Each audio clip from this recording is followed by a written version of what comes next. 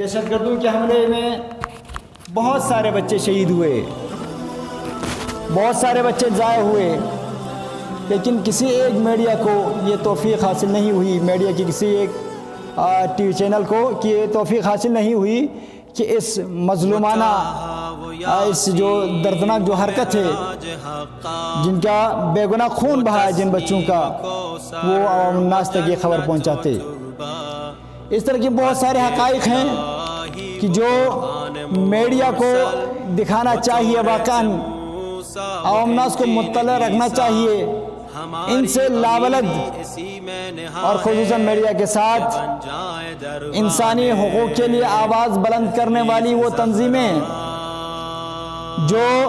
اگر غرب میں کہیں پر کوئی کتا مرتا ہے تو بھی حقوق کی بات کرتے کرتے نہیں تھکتے، وہ آج کیونکہ مومن اور شیعہ مسلمان بچوں پر وار ہوا، مومن شیعہ مسلمان بچے ضائع ہوئے، اس وجہ سے نہ میڈیا دکھاتا ہے نہ یہ انسانی حقوق کے لیے آواز بلند کرنے والی یہ تنظیمیں جناب علی آواز بلند کرتی ہیں، جو کہ ایک قابل مذمت عمل ہے۔ دوسری گزارش آپ مومنین سے اسی میڈیا کے حوالے سے پلیز خدا کے لیے دوسرے ایام تو اپنی جگہ ماہ رمضان المبارک میں یہ آپ کو خدا سے دور کرنے والی چیزیں دکھائیں گے۔ پھر وہی کہہ رہا ہوں، وہ خاتون جو سال بھر جس کے سر پہ چادر نہیں ہوگا، پردے کا خیال نہیں رکھے گی، ماہ رمضان المبارک میں ایسا چادر سر پر رکھے گی جس سے حجاب نہیں کہلاتا، جو بال نظر آتے، پردہ واقعا جن چیزوں سے کرنا چاہیے پردہ نہیں ہوتا،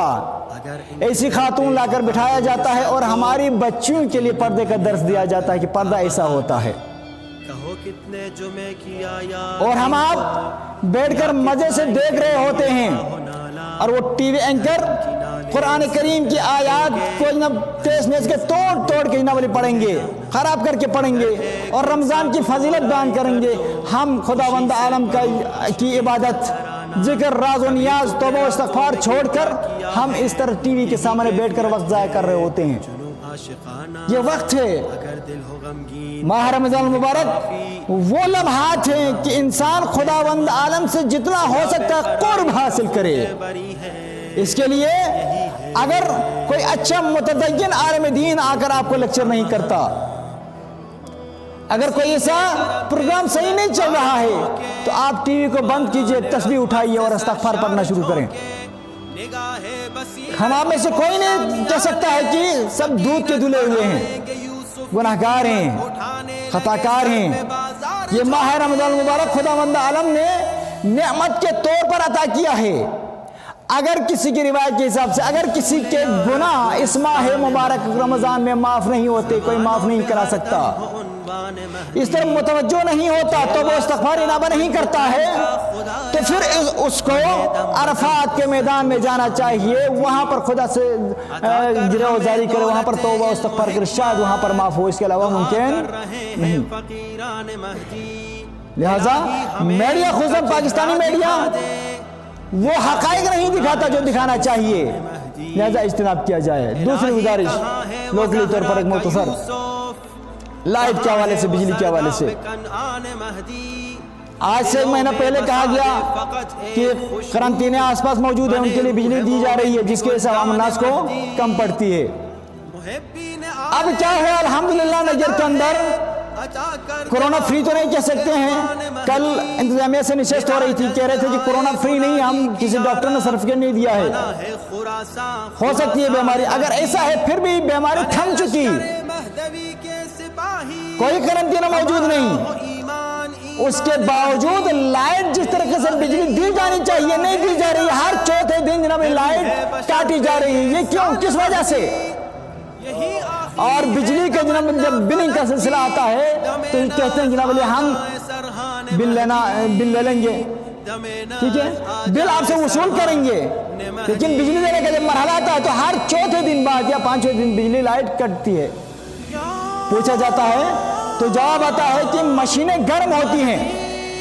اگر مشینیں گرم ہوتی ہیں تو ہم نے روز اول کہا تھا کہ وہاں پر بٹھائے ہوئے ان ملازمین کو ٹریننگ دو، ورکشاپ کرو، چونکہ اب کمپیوٹرائز سسٹم ہے، نہیں کروا دیا، آج مشینیں گرم ہے تو یہ آپ کا ہیڈک ہے۔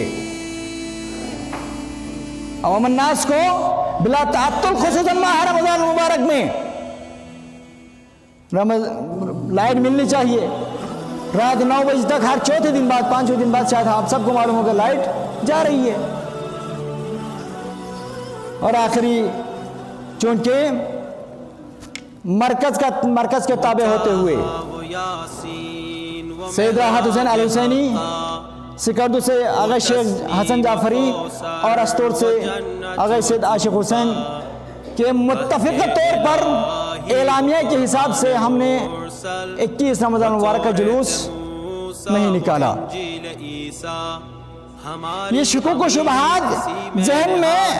شاید موجود ہوں گے، بعض نبری اظہار بھی کرتے ہیں کہ ہمیں نکالنا چاہیے تھا، ہم نے بات بھی کی تھی انتظامیہ سے، لیکن ہمیں سب سے اہم چیز مرکزیت ہے۔ اگر ہم نکالتے تو کیا ہوتا؟ مرکز کمزور ہو جاتا، مرکز کے حکم کی اہمیت نہیں رہتی۔ لہذا زندگی میں جب کہیں پر بھی کوئی فیصلہ کرنے کا موقع آئے، جب کہیں پر بھی آپ کو اہم اور مہم کے درمیان فرق کرنے کا موقع آئے تو دیکھیں کہ مرکز کیا کہتا ہے۔ اگر مرکز مضبوط ہے تو پہلے بھی عرض کر چکے ہم مضبوط ہیں، اگر مرکز سے دور ہیں، بکھرے ہوئے ہیں تو ہم کمزور ہیں، اور دشمن بھی یہ چاہتا ہے کہ ہمیں انتشار کا شکار کیا جائے، اور یہی ہوا۔ رات میں ہم نے خود ڈائلاگ کیا ہے، سپریم کونسل اور ہمارے ڈی سی صاحب کے درمیان کوئی جناب رابطہ نہیں ہوا، اور وہاں سے مسلسل مجھ سے کہا جا رہا ہے کہ ان کے درمیان رابطہ ہوا ہے اور سپریم کونسل کا فیصلہ ہے کہ جلوس نہیں نکلے گا۔ حالانکہ ایسی بات نہیں تھی، جلوس نہ نکالنا ان کی طرف سے نہیں، جلوس اس لیے نہیں نکالا چونکہ مرکز سے آغا راحت کی طرف سے اور دیگر عمائدین جن کا نام لیا ان کی طرف سے یہ آرڈر نکالا تھا، یہ حکم ہوا تھا، ہم نے اس لیے نہیں نکالا۔ بہرحال مرکز ہوتا ہے، جب بھی ضرورت پڑتی ہے اسی کی طرف رجوع کرتے ہیں، تو لامحالہ طور پر ہمیں پھر وہی عرض کروں گا کہ زندگی میں مرکزیت کو توڑنے کی کوشش مت کیجیے۔